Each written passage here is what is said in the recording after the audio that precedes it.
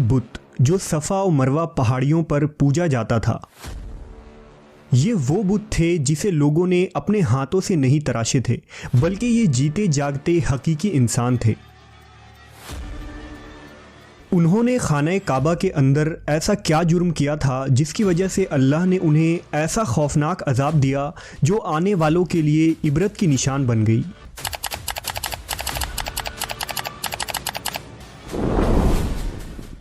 जब से खाना काबा तामीर हुआ तब से लेकर अब तक जिसने भी बैतुल्लाह की बेहुरमती की या बेहुरमती करने की कोशिश की तो अल्लाह ने उनका वो हशर किया कि रहती दुनिया तक इबरत का निशान बनकर रह गए, फिर चाहे वो दुनिया का ताकतवर बादशाह अब्रहा और उसके हाथियों का लश्कर ही क्यों ना हो।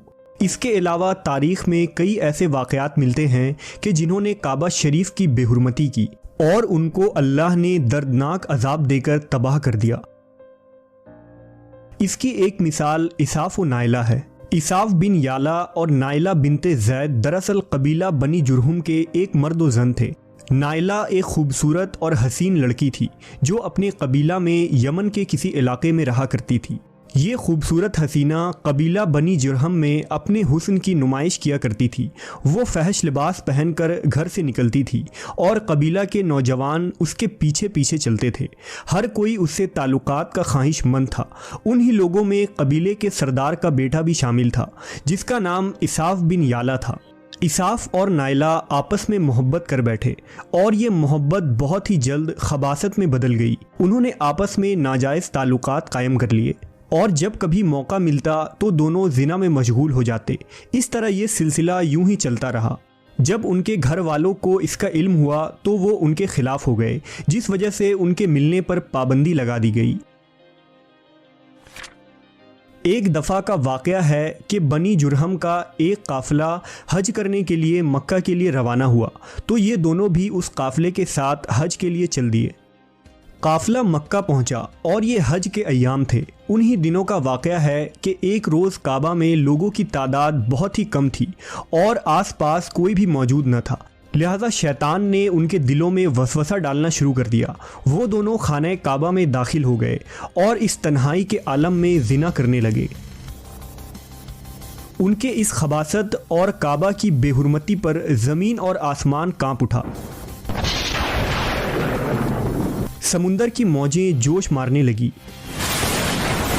और अल्लाह की तरफ से अजाब नाजिल हो गया। हुआ यूं कि जब वो खाना काबा के अंदर बदफेली कर रहे थे तो उसी वक्त उनकी रूहें कब्ज़ कर ली गईं और उनके गोश्त पोश्त के जिस्म पत्थर के बनते चले गए।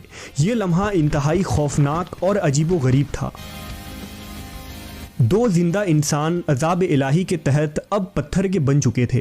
कुछ देर बाद जब बनी जुरहम के लोग काबा के करीब आए और बैतुल्लाह के दरवाजे को खोला तो दोनों बदबख्त बरहना हालत में पत्थर बने खड़े थे। वो ये समझ गए कि ये खबीस अल्लाह की मुक़द्दस घर में किस जुर्म का इर्तिकाब कर रहे थे। लोगों ने दोनों के मुजस्समों को उठाया और बाहर लाकर ज़मीन में गाड़ कर उन्हें खड़ा कर दिया ताकि ये लोगों के लिए इबरत का निशान बना रहे।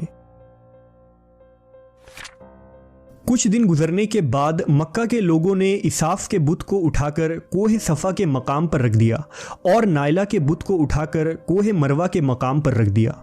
सफ़ा और मरवा दरअसल दो पहाड़ी हैं जो हरम काबा के बिल्कुल करीब ही हैं। उन्हीं दो पहाड़ियों पर चढ़कर और चक्कर लगाकर बीबी हाजरा अलैहिस्सलाम ने उस वक्त पानी की तलाश की थी जब हज़रत इस्माईल अलैहिस्सलाम शेर खार बच्चे थे और प्यास की शिद्दत से बेकरार हो गए थे। इसलिए ज़माना कदीम से ये दोनों पहाड़ियाँ बहुत मुक़द्दस मानी जाती थी और हाजी उन पर चढ़कर बड़े एहतराम और जज्बा अक़ीदत के साथ तवाफ़ किया करते थे। जब इसाफ और नाइला के बुत को सफ़ा और मरवा पर रखा गया तो उनकी सज़ा ये तजवीज़ की गई कि जो शख्स भी सफ़ा और मरवा पर जाए वो उन दोनों बुतों को एक एक जूता मारे। एक दो नस्लों तक तो ये अमल जारी रहा, फिर लोगों ने उन्हें जूतों के बजाय थप्पड़ मारना शुरू कर दिए और कुछ नस्लों बाद लोग उन्हें सिर्फ हाथ लगाया करते थे। इस तरह वक्त गुजरने के साथ लोगों ने उनसे इबरत हासिल करना कम और उनकी ताज़ीम ज़्यादा करने लगे। یہاں تک کہ ایک وقت ایسا آیا کہ عربوں نے جاہلیت کی بنا پر ان کو محبت کی علامت قرار دینا شروع کر دیا اور قبیلوں میں ان دونوں کے عشق کی داستانوں کو فخر سے بیان کیا جانے لگا۔ آہستہ آہستہ یہ محبت کے دیوی اور دیوتا قرار پائے۔ 5ویں صدی تک اساف اور نائلہ کے اس بت کو عربوں کے بڑے بتوں میں شمار کیا جاتا تھا جن کے آگے لوگ سجدہ کیا کرتے تھے اور قربانی بھی چڑھاتے تھے۔ حضرت زید بن حارث رضی اللہ تعالیٰ عنہ بیان کرتے ہیں کہ زمانہ جاہلیت میں جب مشرکین مکہ بیت اللہ کا طواف کرتے تھے تو اساف و نائلہ کے اس بت کو چھوتے تھے۔ میں ایک دفعہ رسول اللہ صلی اللہ علیہ وسلم کے ساتھ بیت اللہ کا طواف کر رہا تھا، لہٰذا جب میں ان بتوں کے پاس سے گزرا تو ان کو چھوا۔ اس پر آپ صلی اللہ علیہ وسلم نے مجھ کو ان بتوں کو چھونے سے منع کیا۔ میں نے اپنے دل میں کہا کہ دیکھوں تو صحیح کہ چھونے سے ہوتا کیا ہے، اس لیے دوبارہ ان کو چھوا۔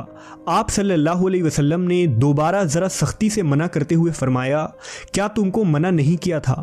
حضرت زید فرماتے ہیں کہ اللہ کی قسم اس کے بعد کبھی کسی بت کو میں نے ہاتھ نہیں لگایا، اور میں قسم کھا کر کہتا ہوں کہ نبی صلی اللہ علیہ وسلم نے کبھی بھی کسی بت کو نہیں چھوا تھا، یہاں تک کہ اللہ نے آپ کو نبوت عطا فرما دی اور آپ پر وحی نازل ہونے لگی۔ ایک دن رشد و ہدایت کا ایک سورج طلوع ہوا جس سے یہ پورا خطہ جگمگا اٹھا۔ حضور پاک صلی اللہ علیہ وسلم نبوت کے عہدے پر فائز ہوئے۔ آپ صلی اللہ علیہ وسلم نے دعوت و تبلیغ کا کام شروع کیا۔ 10 ہجری میں جب اللہ نے عرب میں دین اسلام کو غالب کیا اور محمد صلی اللہ علیہ وسلم نے مکہ فتح کیا تو آپ فتح کے بعد حرم شریف میں داخل ہوئے اور آپ نے اپنے بھائی حضرت علی کے ساتھ مل کر تمام چھوٹے بڑے بتوں کو توڑ ڈالا۔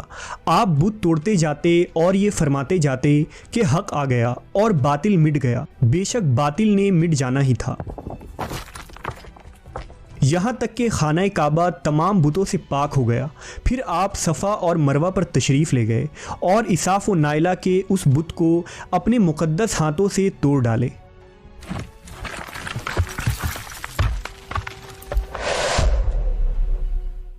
ہم نے دیکھا کہ اساف و نائلہ کے اس بت کو لوگوں نے بطور عبرت صفا اور مروہ پر رکھا تھا، لیکن شیطان نے انہیں ایسا گمراہ کیا کہ وہ ان کی پوجا کرنے لگے۔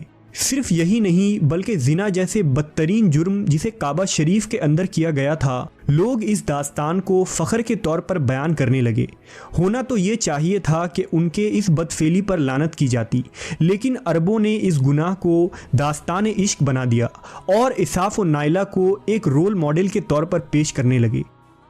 بالکل اسی طرح آج کے اس فتنے بھرے دور میں یہی کچھ حالات نظر آتے ہیں، جہاں اگر کوئی شخص کسی طرح کا سنگین جرم کرے تو لوگ اسے ہیرو کی طرح بطور نمونہ پیش کرتے ہیں۔ فریڈم، آزادی خیال اور لبرلزم کے نام پر ہر طرح کی خباثت اور برائی کو خوبصورت انداز میں پیش کر کے اس کی بھرپور تائید کی جاتی ہے۔